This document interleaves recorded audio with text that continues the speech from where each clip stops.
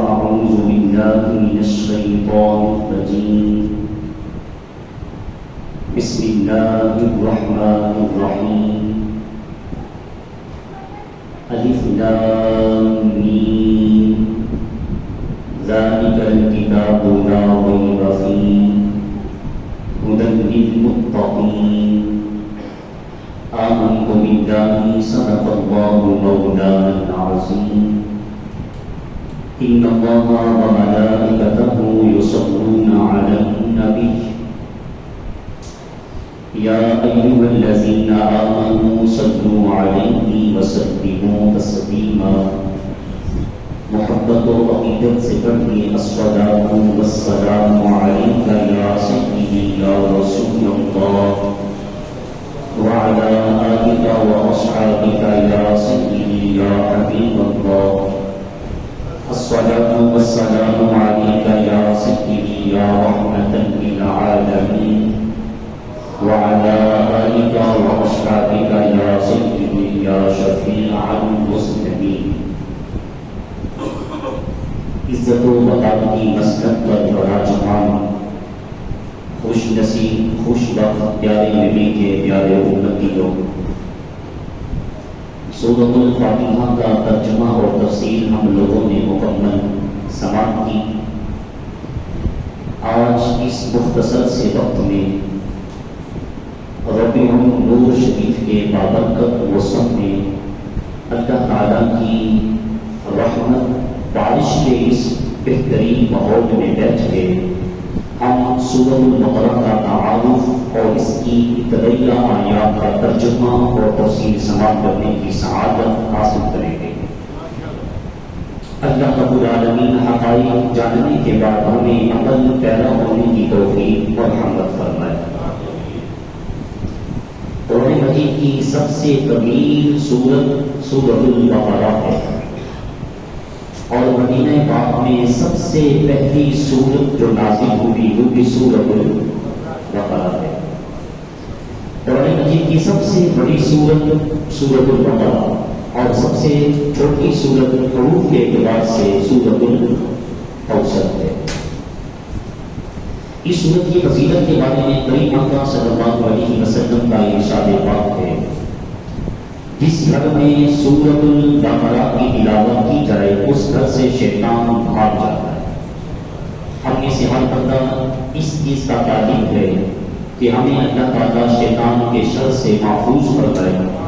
کریم آقا علیہ السلام نے نسخہ دیا، اگر تم چاہتے ہو تمہارا گھر شیطان کے شر سے محفوظ ہو جائے اس میں سورۃ البقرہ کی تلاوت کیا کرو۔ حضور علیہ السلام تشریف فرما تھے، جبریل امین بارگاہ مصطفیٰ میں حاضر ہوئے۔ اگر آپ ایک بات سمجھ رہے ہیں ذرا بول کے جواب دیں، جبریل امین کہاں سے آئے تھے؟ عرش سے۔ کہاں سے آئے تھے؟ عرش سے، آسمان کی بلندیوں سے۔ صرف میں نے آپ کی توجہ کو اپنی طرف کروانے کے لیے آپ سے سوال کیا ہے، کہاں سے آئے تھے؟ جبریل امین حاضر ہوئے، کریم آقا صلی اللہ علیہ وسلم نے آسمان پر ایک دھماکہ آواز کو سنا۔ یہ آواز کہاں سے آئی ہے؟ عرش کی آقا آسمان کی بلندیوں پر ایک دروازہ ہے جو آج سے پہلے نہیں کھلا، آج ہی کھل رہا ہے۔ یہ اس دروازے کے کھلنے کی آواز ہے۔ پھر ایک فرشتہ حضور علیہ السلام کی بارگاہ میں حاضر ہوا، کہا سرکار یہ فرشتہ پہلی مرتبہ آج آپ کے دربار میں حاضر ہوا ہے، اس سے پہلے کبھی یہ زمین پر نہیں آیا۔ اس نے آپ علیہ السلام کی بارگاہ میں حاضر ہو کے دو بشارتیں دی۔ بولیے کتنی خوشخبریاں! دو بشارتیں دی۔ عرض کی آقا اللہ تعالیٰ نے آپ پہ مہربانی، آپ کی امت پہ کرم نوازیاں فرمائی ہیں۔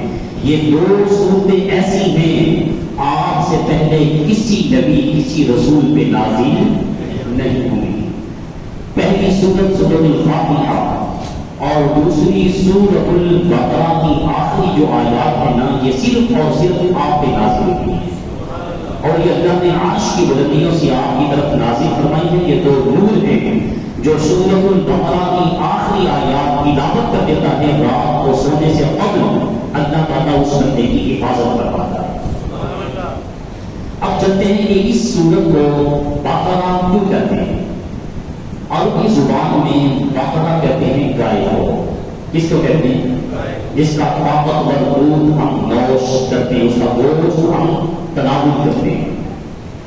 اس کو سورۃ البقرہ کہنے کی وجہ یہ ہے کہ اس سورت میں اللہ تعالیٰ نے بنی اسرائیل کی گائے کی قربانی کا ذکر کروایا ہے. واقعہ کچھ اس طرح سے ہے، بنی اسرائیل میں یہ یہود قوم ہے، بنی اسرائیل، اس قوم میں ایک امیر ترین شخص تھا. مفسرین نے اس کا نام لکھا ہے قابیل. اس کا کوئی وارث نہیں تھا، اولاد نہیں تھی. جائیداد کی لالچ میں اس کے خاندان کے لوگوں نے یا اس کے چچا نے اسے قتل کر دیا. اس کو قتل کرنے کے بعد اس کے جسم کو اٹھا کر، اس کی لاش کو اٹھا کر دوسرے قبیلے کے دروازے پہ رکھا ہے. اگر آپ کو یاد ہو، بنی اسرائیل جو یہود ہیں، موسیٰ علیہ السلام کی امت، اس کے قبیلے کتنے تھے؟ 12. کتنے قبیلے تھے؟ 12. آپ ذرا بیدار ہو کے بیٹھیں، آج آپ نے بول رہے ہیں اس لیے کہ میلاد کا موسم ہے. کتنے قبیلے تھے؟ 12. ایک قبیلے کے افراد نے اس قاتل کو اٹھایا، دوسرے قبیلے کے دروازے پہ رکھ کر کس بات کا اظہار کرنا چاہتے ہیں؟ ہم نے قتل جس شہر میں، جس محلے میں، جس گلی میں، جس گیٹ کے اوپر یہ بندہ مرا ہوا پایا جائے تو اس سے ثابت ہوتا ہے قاتل بھی وہی تھے، قتل بھی انہوں نے کیا ہے. چچا نے اس نیت سے اس لاش کو، اس میت کو اٹھا کر اس قبیلے کے گیٹ کے اوپر رکھ دیا تاکہ میں پر یہ ذمہ ہو جاؤں، مجھ پہ الزام نہ آئے. اب قاتل قتل کرنے والا، اس کا وارث قتل کرنے کے بعد مال کی لالچ میں اپنے آپ کو سچا ثابت کرنے کے لیے باویدہ کرتا ہے، جھوٹ موٹ کے آنسو گراتا ہے. اس لیے ہر رونے والے پہ اعتبار، بعض رونے والوں کے آنسو مگر بچ والے ہوتے ہیں. اس نے جھوٹ موٹ کا شور کیا، باویدہ کیا، میرے اس بھتیجے کو، اس رشتے دار کو کس نے قتل کیا، اسے سزا دی جائے، اسے پکڑا جائے. اب یہ اعلان کرنے والا، شور شرابہ کرنے والا خود کیا تھا؟ مجرم. کیا تھا؟ چور خود تھا، لیکن اپنے آپ کو بچانے کے لیے اس جرم کی سزا سے بری ذمہ کروانے کے لیے اس نے شور کیا. آیا دربار موسیٰ میں. ہمیں حکم ہے کس کے دربار پہ جانا ہے؟ وَإِذْ ظَلَمُوا أَنفُسَهُمْ جَاءُوكَ فَاسْتَغْفَرُوا اللَّهَ وَاسْتَغْفَرَ لَهُمُ الرَّسُولُ. اے امت مصطفیٰ سب کو صلی اللہ علیہ وسلم، تم گناہوں کی وجہ سے اگر مجرم بن جاؤ، تم اپنی جانوں پہ ظلم کر لو، رب ذوالجلال کدھر جائیں؟ رب قرآن کہتے ہیں نہیں آ جاؤ، در مصطفیٰ پہ آؤ، دربار مصطفیٰ میں آ جاؤ. یہاں آ کے حضور کی بارگاہ میں سفارش کرو، حضور کی بارگاہ میں التجا پیش کرو. تمہاری التجا پر، تمہاری دعا پر، تمہاری فریاد پر میرا رسول، میرا نبی اللہ کی بارگاہ میں سفارش کرتے. لوجدوا اللہ توابا رحیما، کہا تمہاری دعا پر، توبہ پر میرا رسول مہر لگاتے. اللہ فرماتے نبی کی سفارش پہ اللہ کو توبہ قبول کرنے والا پاؤ. موسیٰ کے دربار میں آیا قاتل، آگے کرنے لگا شور ہوگا، اے موسیٰ علیہ السلام میرا رشتہ دار قتل ہو گیا ہے، قاتل کا پتہ بتایا جائے، اس کو کس نے مارا ہے، مجرم کون ہے؟ موسیٰ علیہ السلام نے کہا اچھا ٹھہرو، مجھے اپنے اللہ سے پوچھنے دو. کس سے پوچھنے دو؟ بولی نبی کس کا محتاج ہوتا ہے؟ اللہ کا. ولی کس کا محتاج ہوتا ہے؟ ہر انسان کس کا محتاج ہے؟ اللہ کا. لیکن جو اللہ کے نبی ہیں محتاج اللہ کے ہیں. ہمارا نبی مدینے کے تاجدار مصطفیٰ کریم علیہ السلام کی محتاج کس کے ہیں؟ اللہ کے ہیں. لیکن یاد رکھنا مصطفیٰ نہ خدا سے جدا ہے، نہ خدا مصطفیٰ سے جدا ہے. جب تک مصطفیٰ کے دل میں امید، خواہش، دعائیں، التجائیں پیدا ہوتی چلی گئی، اللہ مصطفیٰ کی دعا کو قبول فرماتا چلا گیا. سیرت مصطفیٰ کی کتب، قرآن مجید، احادیث نبویہ کی کتب اس بات کی گواہ ہے کہ حضور علیہ السلام مکہ پاک میں نہ مدینہ پاک میں ایک قبیلہ بنی سلمہ کی مسجد میں نماز پڑھ رہے تھے، نماز کی ضرورت کی۔ اس نماز کے ادا کے دوران تک ایمان والوں کا قبلہ اور کعبہ بیت المقدس تھا۔ بولیے کیا تھا؟ قبلہ اور کعبہ بیت المقدس تھا۔ حضور علیہ السلام کے دل میں خیال آیا، یہی یہود جو آج موسیٰ علیہ السلام کے دربار میں سواری کر کے آئے نا، یہی مصطفیٰ کریم علیہ السلام کے صحابہ سے کہتے تمہارا نبی بھی نیا، تمہارا قرآن بھی نیا، تمہارا مذہب کی اس کے قوانین اور شرائط بھی نئے، لیکن ہمارے ہی قبلے کی طرف نظر کے نماز پڑھتے ہو نا۔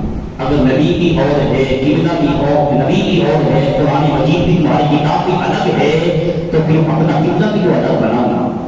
یہ وہ مانے دیتے۔ سرکار نماز پڑھ رہے تھے، بولیے کون سی نماز؟ بولیے کون سی؟ ظہر کی نماز میں تھے۔ حضور علیہ السلام کے دل میں خیال پیدا ہوا، ابھی وہ خیال زبان پہ الفاظ بن کے نہیں آئے۔ نبی کریم علیہ السلام نماز کی حالت میں اپنا روح اکبر آسمان کی طرف بلند کرتے ہیں۔ سب بولے سبحان اللہ۔ آسمان کی طرف بلند ہوا، اے محمود کریم علیہ السلام، آپ کی نگاہ کرم ہماری طرف بھی ہو جائے۔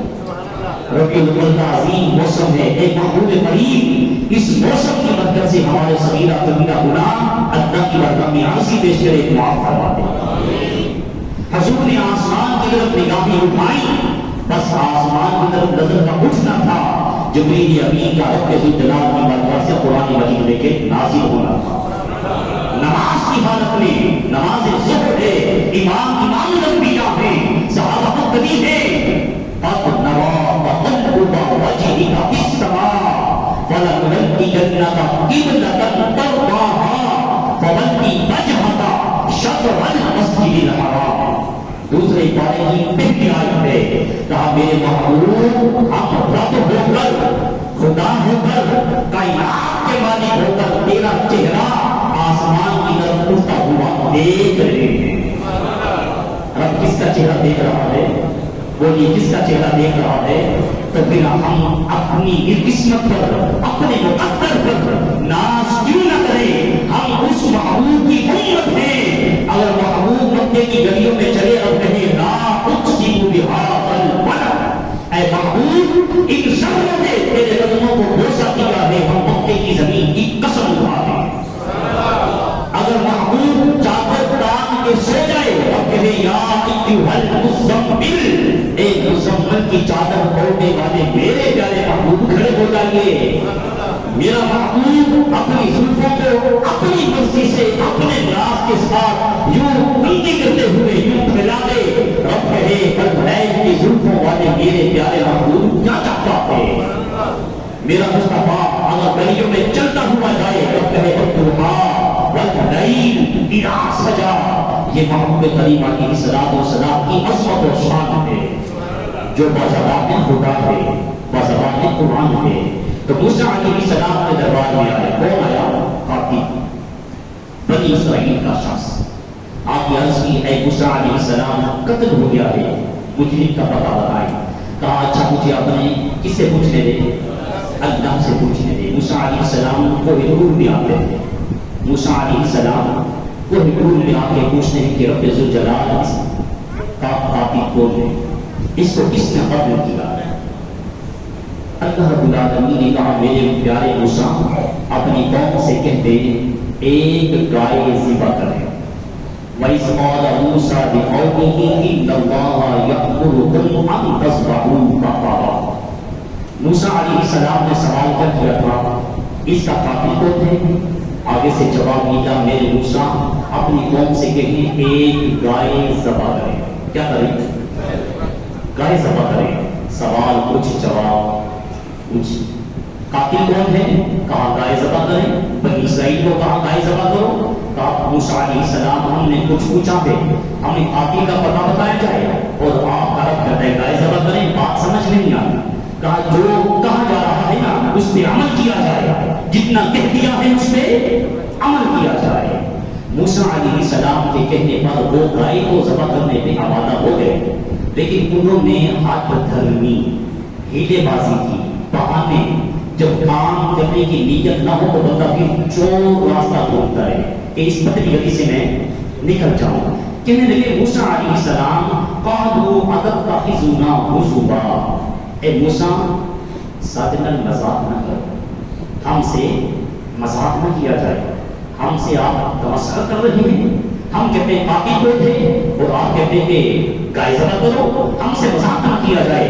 قال اعوذ باللہ ان اکون من الجاہلین، رب فرماتے ہیں میرے پیغمبر نے ان سے کہا میں اللہ کی پناہ میں آتا ہوں، نبی مذاق کیا، نبی مذاق نہیں کیا کرتے. میں کوئی جاہل ہوں؟ پتہ کہ چلا مذاق کون کرتے ہیں؟ جاہل. مذاق کون کرتے ہیں؟ جہالا. تو کہا میں اللہ کی پناہ میں آتا ہوں، میں نبی ہوں گا، تم سے مذاق کروں؟ میں مذاق نہیں کر رہا، یہ اللہ کا حکم ہے.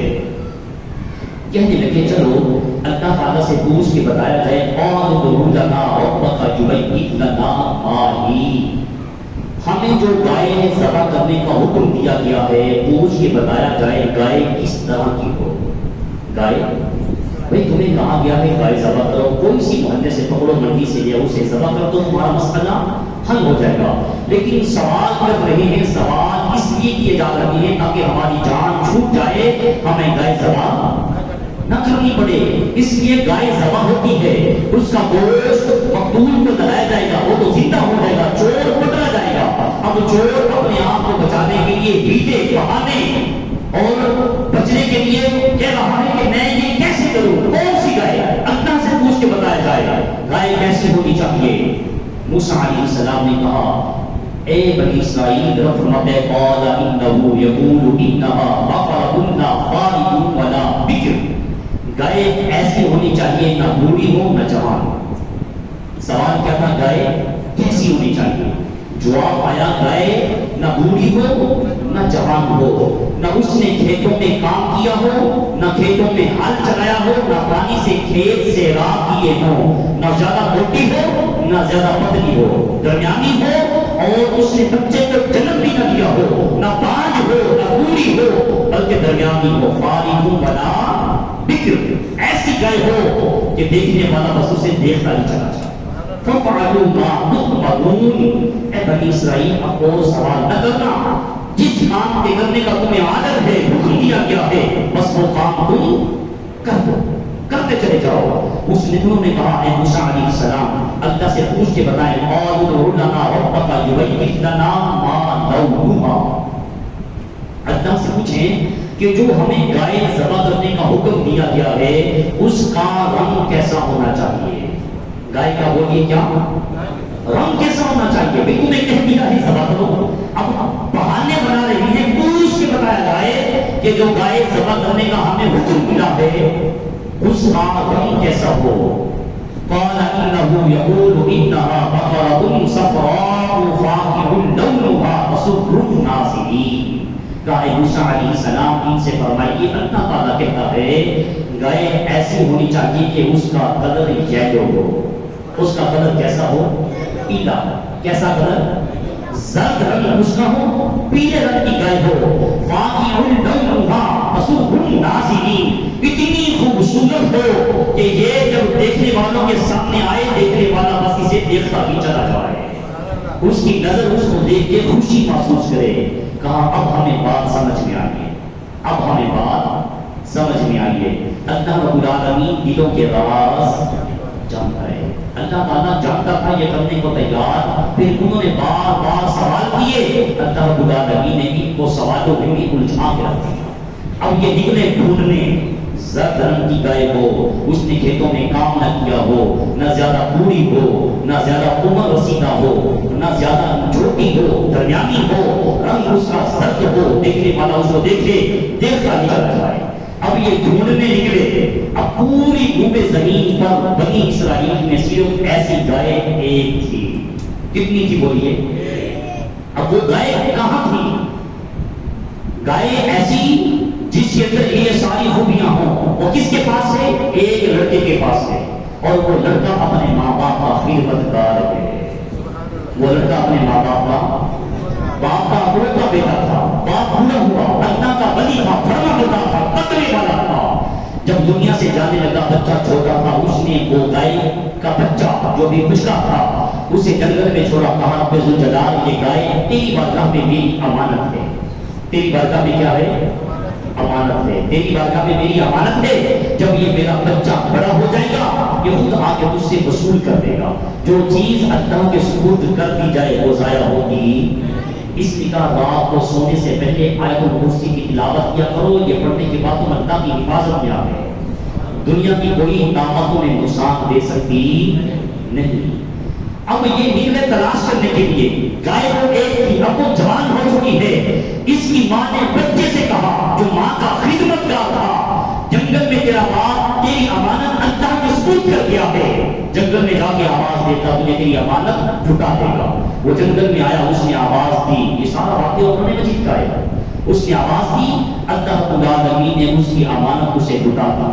ماں نے کہا حالات کچھ ٹھیک نہیں ہے بازار میں جا کے اسے فروخت کر دیا جائے. کتنی قیمت؟ 3 دینار. اس وقت گائے کی قیمت بولی کیا تھی؟ کہا بیٹا جب سودا ہو جائے 3 دینار ڈیمانڈ ہے. قیمت ملنے لگے نا ایک بار مجھ سے پوچھ لینا, مجھ سے مشورہ کر دینا. اب جب وہ بیچنے کی بھی بازار کیا اللہ بچے کو آزمانا چاہتا ہے, چیک کرنا چاہتا ہے کہ اپنی ماں کا خدمت گار ہے. اب وہ جب بیچنے کے لیے آیا نا فرشتے نے کہا میں 3 دینار دیتا ہوں. تیری ڈیمانڈ 3 دینار ہے نا میں دیتا ہوں, لیکن شرط یہ ہے کہ اس کو فروخت کرتے ہوئے ماں سے مشورہ نہ کیا جائے. اس نے کہا ایسا تو ہو نہیں سکتا. ایسا تو فرشتے نے کہا 3 کی بجائے 6 دیتا ہوں مگر ماں سے نہ پوچھ. اس نے کہا تو 6 کی بات کرتا ہے, اس گائے کو سونے میں توڑ کے دے دینا تب بھی میں اپنی ماں سے مشورہ کروں گا. رب بتانا چاہتا ہے جو اپنی ماں باپ کے خدمت گار ہوتے ہیں اجر دنیا میں بھی دیتا ہوں آخرت میں آتا جنت سے نوازتا ہوں. واپس پلٹ کے آیا. ماں نے کہا اب جا کے اس کو بازار میں بیچنا 6 دینار کی. پہلے کتنے دینار کی, اب کتنے دینار کی؟ 6 دینار کی بیچنا. اور جب سودا طے پا جائے پہلے تجھ سے مشورہ کرنا. وہی فرشتہ آیا. اس نے کہا 6 کی بجائے 12 دیتا ہوں لیکن اپنی ماں سے پوچھنا. اس نے کہا اگر سونے میں توڑ کے بھی دینا تب بھی پہلے اپنی ماں سے. میرے نوجوان یہاں بیٹھے ماں باپ کی خدمت کا سیدھا اللہ تعالیٰ اگر کسی کے ماں باپ ناراض ہیں انہیں ناراضی کریں. اگر ناراض ہے تو بولیے کیا کرنا ہے؟ یاد رکھنا اگر آپ چیک کرنا چاہتے ہیں عرش کا مالک ان سے ناراض ہے کہ راضی ہے پہلے ماں باپ کو دیکھ لیں. اگر ماں باپ راضی ہیں تو سمجھ لیں عرش کا مالک بھی ان سے راضی ہے. اگر ماں باپ ناراض ہیں تو کعبے کا رب بھی ناراض ہے. اس نے کہا نہیں پہلے ماں سے پوچھوں گا. ماں سے پوچھنے کے لیے آیا. ماں نے کہا اب جاؤ بازار اور اگر وہ اللہ کا بندہ مجھے ملے نا جو حقیقت میں فرشتہ تھا اس سے کہنا اس گائے کی اصل میں قیمت کیا ہے ہمیں قیمت بتا دی جائے تاکہ ہم کتنی قیمت میں اس کو بیچیں. جب پلٹ کے گیا نا فرشتے نے کہا اس گائے کو واپس لے جاؤ اپنے گھر. بنی اسرائیل کو ایسی گائے کی ضرورت ہے وہ جب تمہارے پاس آئے نا ان سے کہنا جتنا گائے کا وزن ہے نا اتنا سونا تول کے دے کے بھی ہم تمہیں گائے دیں گے. ماں باپ کی خدمت کا سیدھا میرا رب سونے کے دریا بہا دیتا ہے. بیٹا ولی نہیں تھا, بیٹے کا باپ ولی تھا اور ماں ولیہ کی زوجہ ہے. بیٹا صرف ماں باپ کا خدمت گار ہے. اللہ بتانا چاہتا ہے بنی اسرائیل نے سوالوں پہ سوال کیے اللہ نے انہیں آزمائش میں ڈالا. ادھر بیٹا والدین کا خدمت گار اللہ دنیا میں سونے کے دریا اس کے گھر میں بہا رہا ہے. بنی اسرائیل تلاش کرتے کرتے اس کے پاس پہنچے. کہا یہ گائے نظر پڑی نا سب بے ساختہ کہنے لگے واہ یہ گائے تو دیکھنے میں کمال رکھتی ہے. اس کا رنگ بھی زرد ہے نہ بوڑھی ہے نہ زیادہ جوان ہے. اس نے کھیتوں میں کام نہیں کیا اور اس نے بچے کو جنم نہیں دیا. کہا بول اس کی قیمت کیا ہے؟ کہا ذرا کرو اس کی کھال کے اندر جتنا سونا آ سکے گا سمائے گا اتنا سونا ڈال کے دو گے میں گائے کروں گا. کہا جی وعدہ رہا. کہا نہیں تم بے اعتبار نہیں تمہارا نبی موسیٰ گرنٹی ہے. موسیٰ علیہ السلام کی زبان پر گائے بنی اسرائیل کو دی گئی. بنی اسرائیل نے گائے کو ذبح کیا. اس کے گوشت کا ایک ٹکڑا اٹھا کے اس مقتول کے جسم کو لگایا گیا. بس گوشت کا ٹکڑا لگنا تھا. وہ جو مقتول تھا بھلا ہوا وہ بیدار ہوا. اس نے کہا موسیٰ علیہ السلام یہ جو شور و گل کر رہا ہے نا جو باں بینا کر رہا ہے میرا قاتل میرا چچا ہے. اب یہ سارا واقعہ اس سورت کے اندر بیان ہے، اس سورت کے اندر موجود ہے۔ اس واقعہ کی مناسبت سے اس سورت کا نام رکھا گیا ہے سورۃ البقرہ۔ سورۃ آج اس مختصر سے وقت میں ہم نے اس کا تعارف سمجھا کہ اس سورت کو سورۃ البقرہ کس دیکھتے ہیں؟ گائے والی سورت، اس کے اندر بنی اسرائیل کی گائے کی قربانی کا ذکر ہے، اسی نسبت سے اس سورت کو کہتے ہیں سورۃ البقرہ۔ اب آئیے دیکھتے ہیں اس کا آغاز کن حروف سے ہو رہا ہے۔ الف لام میم، کتنے حروف ہوئے؟ تین، بولے کتنے حروف ہوئے؟ الف لام میم، تین حروف ہوئے۔ اور امام علیہ السلام نے کہا جس نے قرآن مجید کا ایک حرف تلاوت کیا اللہ 10 نیکیاں عطا فرمائے گا۔ ابھی جمعے کے اجتماع میں ربیع الاول کے عظیم موسم میں، پھر بارش والے موسم میں بیٹھ کے آپ نے زبان سے کہا الف لام میم، تین دفعہ آپ کہہ چکے ہیں، بولیے کتنی نیکیاں ہوئی؟ 90۔ کتنی نیکیاں ہو گئی؟ 90۔ تین بار آپ نے پڑھا، کتنی نیکیاں ہوئی؟ 90۔ یہ ایک سیکنڈ میں پڑھنے سے اللہ اتنی نیکیاں عطا کرتا ہے کہ پوری سورۃ البقرہ کی تلاوت کرے کہ بولیے اللہ انہیں کتنا اجر و ثواب عطا فرمائے۔ یہ حروف مقطعات ہیں، الف لام اور میم، یہ حروف مقطعات ہیں۔ کسی مفسر نے، کسی ترجمے والے نے اس کا مطلب، اس کا ترجمہ نہیں لکھا، کہا یہ حروف مقطعات ہیں، یہ اکثر صورتوں کے پہلے آتے ہیں اور یہ اللہ رسول کے درمیان راز و نیاز کی باتیں، اسرار و رموز ہے۔ اس کا ترجمہ، اس کا مطلب اللہ جانتا ہے، خدا جانتا ہے، خدا کا مصطفیٰ جانتا ہے۔ لیکن ایک مفسر نے اس کا ترجمہ کیا، تبیان القرآن، علامہ غلام رسول سعیدی رحمۃ اللہ تعالی علیہ، آپ فرماتے ہیں الف سے مراد اللہ کی ذات ہے۔ الف سے مراد کس کی ذات ہے؟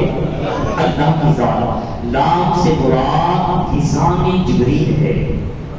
زبان کو عربی میں کہتے ہیں لسان، تو لام سے مراد لسان جبریل امین ہے۔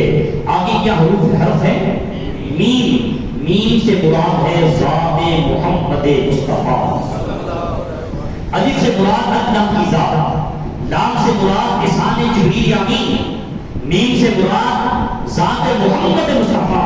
اور اس کا پھر خلاصہ کیا کرتے ہیں؟ الف سے مراد اللہ کی ذات ہے، اللہ کی طرف سے قرآن نازل ہوا، لسان جبریل امین کی تھی اور قلب مصطفیٰ صلی اللہ علیہ وسلم تھا۔ اللہ کی جانب سے جبریل امین کے ذریعے قلب مصطفیٰ پہ یہ مقدس قرآن وحی بن کے نازل ہوا۔ حضور علیہ السلام کی عمر پاک کتنی تھی؟ 40 سال۔ جب یہ قرآن نازل ہوا ٹوٹل 63 سال، آپ کا جواب ٹھیک ہے۔ لیکن جب پہلی وحی نازل ہوئی عمر پاک کتنی تھی؟ 40 سال۔ کتنی تھی؟ اس غار میں تھے، غار ہرا میں۔ حضور صلی اللہ علیہ وسلم کی عمر پاک 40 سال۔ بس ہم اپنے اس موضوع کو یہاں پہ روکتے ہیں۔ 40 سال کی عمر پاک میں حضور علیہ السلام کی ذات اقدس پر پہلی وحی نازل ہوئی۔ اس 40 سال سے ہم اگر پیچھے جائیں، حضور علیہ السلام کی ولادت کہاں ہو رہی ہے؟ مکہ پاک میں۔ کہاں ہو رہی ہے؟ مکہ پاک میں۔ اور کس کے گھر میں؟ حضرت عبداللہ۔ والدہ کا نام حضرت، چونکہ موسم ہے اور ہمارا اصول یہ ہے کہ موسم کا پھل کھانا ضروری ہے، موسم کے پھل کا ذائقہ لینا چاہیے۔ تعارف سورۃ البقرہ کا ہم نے سماعت کر لیا، انشاءاللہ ہم اسی کو لے کے آگے چلیں گے، لیکن موسم کا پھل ہے اس کا ذائقہ لیں گے۔ کریم آقا صلی اللہ علیہ وسلم ربیع الاول، با اختلاف رائے 12 تاریخ، بعض نے کہا 9 تاریخ تھی، چلو یہ مان لیتے ہیں 9 ربیع الاول یا 12 ربیع الاول، پیر کا دن مکہ پاک میں حضرت عبداللہ، آپ کی والدہ حضرت آمینہ، حضور علیہ السلام کی والدہ، ان کے آنگن میں صبح و سحری کا وقت تھا۔ حضور علیہ السلام روح زمین پہ تشریف لائے۔ سیدہ آمینہ کہتی میرے اس لخت جگر نے، اس بیٹے نے جو سب سے پہلا کام کیا اپنا سر اللہ کی بارگاہ میں جھکا دیا۔ زبان سے کچھ الفاظ تھے، زبان سے کہا رب حبلی امتی، اے میرے رب ذوالجلال اس محمد کی برکت سے اس امت مصطفیٰ کی خیر فرما، امت مصطفیٰ کی۔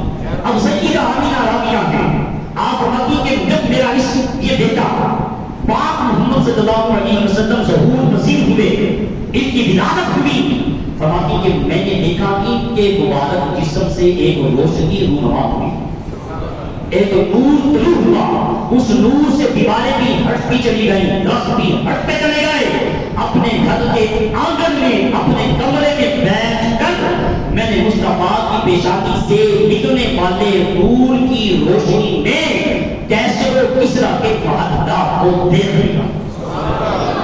اب ہم یہاں سے نتیجہ یہ نکالتے ہیں، جو نبی آتے ہی اپنی والدہ کو گھر میں بیٹھے ہوئے کیسر و کسریٰ کے محلات دکھا سکتا ہے، وہ نبی گنبد خضرا میں لیٹ کے ہمارا یا رسول اللہ کہنا بھی سماعت کر سکتا ہے۔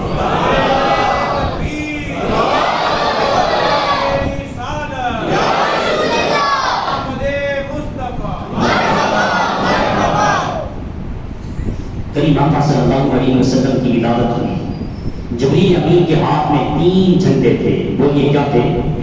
3 جھنڈے تھے، ایک مشرق میں گانا، ایک مغرب میں گانا، ایک بیت اللہ کی چھت پہ گانا۔ اعلان یہ کیا کہ یہ جھنڈے جبریل امین اس لیے لگا رہا ہے کہ اے لوگوں تمہیں پتہ چل جائے اب کعبے کو بتوں سے پاک کرنے والی ذات محمد مصطفیٰ کی آ رہی ہے۔ مشرق و مغرب میں جھنڈے لگا کے اعلان کیا، اے کفر و شرک میں گرے ہوئے لوگوں اب بیدار ہو جاؤ، اب تمہیں ظلمت کی دلدل سے نکال کے نور کی روشنی لانے والے پاک محمد علیہ السلام آ گئے۔ ایران کے اندر ایک آتش کدا تھا، اس میں ہر وقت 24 گھنٹے لوگوں کی ہڈیاں تھیں، ان کی ذمہ داری یہ تھی کہ آگ کو جلا کے رکھنا ہے۔ جب حضور علیہ السلام کا ظہور پذیر ہوا تھا تو یہ آگ بجھ تحقیق کروائی گئی، آگ کیوں بجھی ہے؟ انہوں نے کہا یہ آگ بجھ کر اس بات کا اعلان کر رہی ہے آخر الزمان نبی کا ظہور ہو گیا، آخری نبی جنگل ہو گئے۔ سیرت نگاہ دیتے ہیں، اس جنگل کے جانور ادھر والے ادھر، تمہیں کیا ہو گیا ہے؟ کہاں اعلان کر رہے ہیں مصطفیٰ کی آمد ہو چکی ہے۔ نہر فرات کا پانی ادھر جا رہا تھا، اس نے اپنا رخ موڑ لیا، نہر فرات تجھے کیا ہو گیا ہے؟ کہا میں اپنا رخ موڑ کے اعلان کر رہی ہوں محمد مصطفیٰ کا ظہور ہو چکا ہے۔ جنگل کے درندے مبارکباد دے اور پانی مبارکباد دے، آتش کدوں کی آگے پوچھ کر مبارکباد دے۔ ان کا ایک بہت بڑا بندر تھا، اس کی برجیں تھیں، وہ برجیں خود بہت گری، کہا تم کیوں گر رہی ہو؟ کہا ہم اللہ کی بارگاہ میں سجدہ ریز ہو رہی ہے، اس لیے کہ آج مصطفیٰ کی آمد ہو چکی ہے۔ حضور کی آمد پہ ہر چیز نے مبارکباد پیش کی۔ کریم آقا صلی اللہ علیہ وسلم کے غلام ہیں حضرت مولا علی سب کو لے کر اللہ تعالیٰ وجہہ کریم۔ آپ فرماتے ہیں کہ حضور علیہ السلام کے ساتھ ہم چلتے نا تو پہاڑوں کے اوپر تلے ہوئے وہ چھوٹے چھوٹے کنکر اٹھ اٹھ کر مصطفیٰ کا استقبال کرتے اور کہتے یا نبی سلام علیکہ، یا رسول سلام۔ بتانا یہ چاہتے ہیں کہ اے رسول اللہ کے منکرو، اے رسول اللہ کی رسالت کا انکار کرنے والوں، تم جتنا بھی انکار کرتے چلے جاؤ، جتنا بھی منکر ہوتے چلے جاؤ، رب نے قرآن میں قانون بنا دیا ہے ورفعنا لک ذکرک۔ میرے محبوب یہ دشمن آج سے نہیں، یہ ازل سے شیطان کی صورت میں چلتے ہوئے آ رہے ہیں۔ میرے محبوب یہ آپ کا ذکر گھٹانا چاہتے ہیں اور ہم خدا ہو کر ورفعنا لک ذکرک کا اعلان کر رہے ہیں۔ یہ محبوب یہ ذکر گھٹانا چاہتے ہیں، ہم آپ کا ذکر بڑھانا چاہتے ہیں۔ ہر چیز میں ہمارے نبی کا نام موجود ہے، ہر شے حضور علیہ السلام کا ذکر۔ فیصلہ آباد کے محدث گزرے امام بہت بڑے قدم سرکار رحمۃ اللہ علیہ، بس بات ختم کر رہا ہوں۔ آپ سے کسی نے کہا کہ آپ دعویٰ کرتے ہیں سنی لوگ کہ حضور علیہ السلام ہر چیز کے بارے میں علم رکھتے ہیں، تم یہ بتاؤ اس نے ایک دن کا ہاتھ پہ اٹھا کے رکھا، تم دعویٰ کرتے ہو حضور علیہ السلام کو ہر چیز کا علم ہے، تم یہ بتاؤ یہ دن کا حضور کی ذات کے بارے میں جانتا ہے؟ اس دن کے کو سرکار کا علم ہے، یہ دن کا حضور علیہ السلام کی بارگاہ میں سلام پیش کرتا ہے، حضور کے بارے میں یہ جانتا ہے، اس کے پاس علم ہے۔ وہ لکھنے والے لکھتے ہیں کہ وہ دن کا جو مولانا سردار رحمۃ اللہ علیہ کے ساتھ یوں کیا گیا نا، وہ دن کا پھٹنے لگا، میں اس کو کان سے لگا، جب کان سے لگایا اس نے کہا الصلاۃ والسلام علیک یا رسول اللہ۔ کہا منکرو حضور علیہ السلام کی عظمت کا انکار کرنے والوں، رب کا قرآن کہتے ہیں ورفعنا لک ذکرک، رہی زندگی اسی موضوع کو آگے لے کے چلیں گے. اللہ میرا اور آپ کا حامی و ناصر ہو. ہمارا علی کا عزت بلا سنت عطا فرمائے.